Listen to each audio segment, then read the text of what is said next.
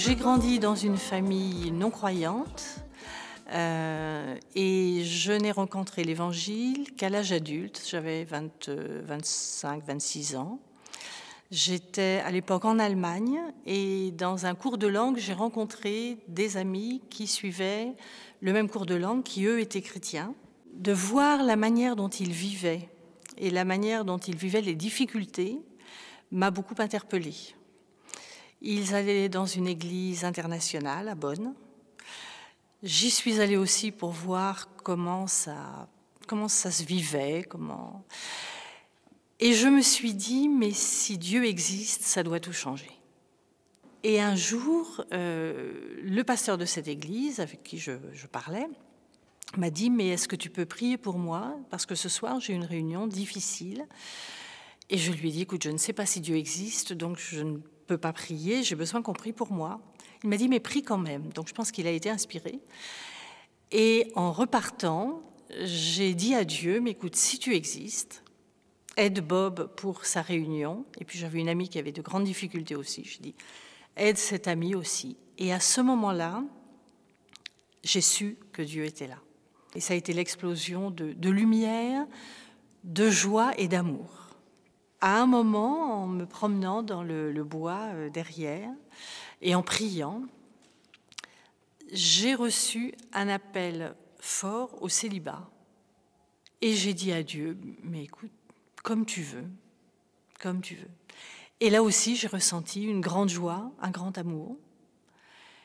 Et voilà, c'était une évidence.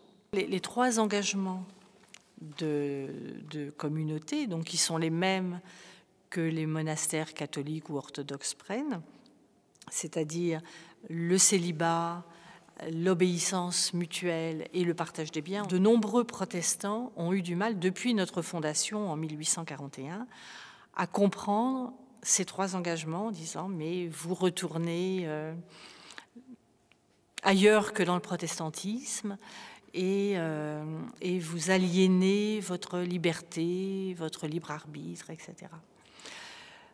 En fait, lorsque on est appelé et qu'on choisit de répondre oui, ça n'est plus une aliénation.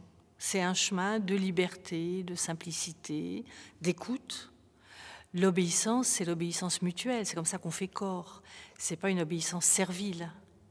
Donc, c'est aussi quelque chose qui travaille notre liberté intérieure, notre profondeur, notre écoute de Dieu, qui nous oblige aussi à travailler beaucoup plus, peut-être tout ce qu'on a vécu dans le passé, parfois des blessures d'enfance qui sont à retravailler, enfin comme pour tout être humain. Donc voilà, c'est toujours un chemin, et c'est toujours un chemin riche.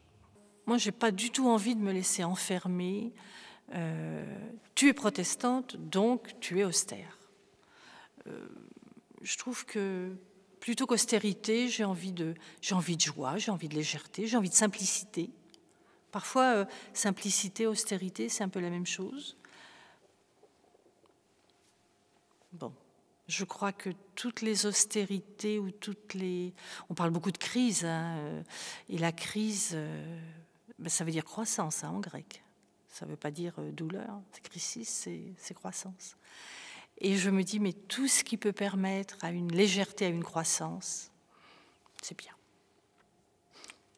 Alors, qu'y a-t-il après la mort? Dieu. Je ne peux rien dire de plus, je ne sais pas, je saurai. J'aime beaucoup ce texte qui est d'une carmélite, je crois, qui dit « Un amour m'attend ». C'est un texte très connu qu'on cite souvent dans tous les milieux chrétiens, et peut-être, oui, chrétiens en tout cas. « Un amour m'attend ». C'est tout ce que je sais.